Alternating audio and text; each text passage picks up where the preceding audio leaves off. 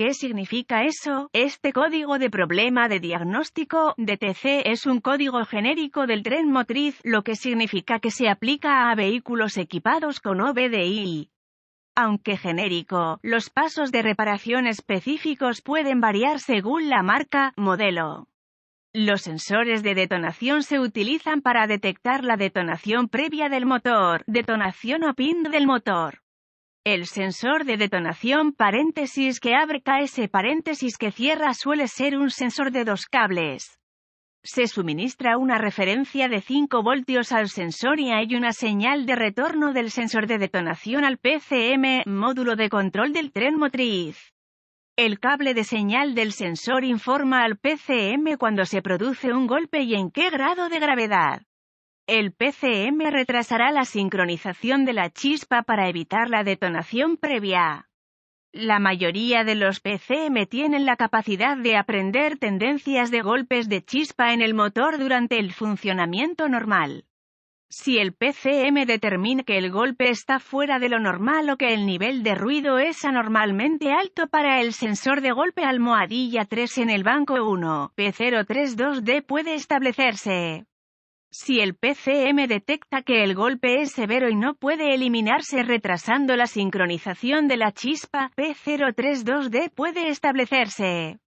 Tenga en cuenta que los sensores de detonación no pueden distinguir entre una detonación de detonación previa o una de problemas del motor. Síntomas. Los síntomas de un DTC P032D pueden incluir iluminación 1000, lámpara indicadora de mal funcionamiento. Golpes audibles desde el compartimiento del motor. PIN del motor bajo aceleración. Causas. Las causas potenciales de un código P032D incluyen: el conector del sensor de golpe está dañado. El circuito del sensor de detonación está abierto o en corto a masa. El circuito del sensor de detonación está en cortocircuito a voltaje. El sensor de detonación ha fallado. Humedad en los conectores del sensor de detonación. Octanaje de combustible incorrecto. PCM ha fallado. Soluciones posibles. Si se escucha un golpe del motor, primero arregle la fuente del problema mecánico y luego vuelva a probar. Asegúrese de utilizar el octanaje de combustible adecuado en el motor. El uso de combustible de menor octanaje que el especificado puede causar un ping o detonación previa y puede causar P032D. Desenchufe el sensor de detonación y verifique si hay agua o corrosión en el conector. Si el sensor de detonación tiene un sello, verifique que no haya refrigerante del bloque del motor que ensucia el sensor. Repare según sea necesario. Gire el encendido a la posición de marcha con el motor apagado. Asegúrese de que haya 5 voltios en el conector KS. Si lo hay, verifique la resistencia adecuada entre el terminal KS y la tierra del motor. Necesitará una especificación de vehículo para esto. Si la resistencia está fuera de especificación, reemplace el sensor de detonación. Si la resistencia es normal, vuelva a enchufar KS y deje el motor en ralentí. Usando una herramienta de escaneo en el flujo de datos, observe el valor de KS.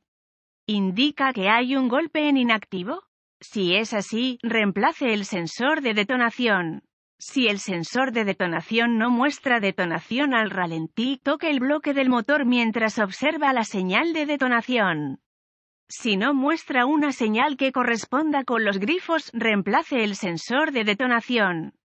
Si es así, verifique que el cableado del sensor de detonación no esté enrutado junto a los cables de encendido.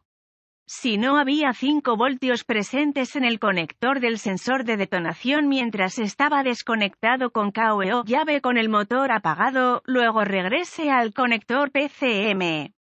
Apague el encendido y sujete el cable de referencia de 5 voltios del sensor de detonación en una ubicación que sea fácil de reparar o quite el cable del conector PCM. Con KO, verifique que haya 5 voltios en el lado PCM del cable recortado. Si no hay 5 voltios, sospeche que hay un PCM defectuoso. Si hay 5 voltios, repare el corto en el circuito de referencia de 5 voltios. Dado que el circuito de referencia es un circuito compartido, deberá verificar todos los sensores del motor que reciben una referencia de 5 voltios. Desenchufe cada sensor de uno en uno hasta que vuelva el voltaje de referencia. Cuando vuelve, el último sensor que enchufó es el sensor en corto. Si no hay cortocircuitos en los sensores, revise el arnés de cableado para ver si hay corto a voltaje en el circuito de referencia.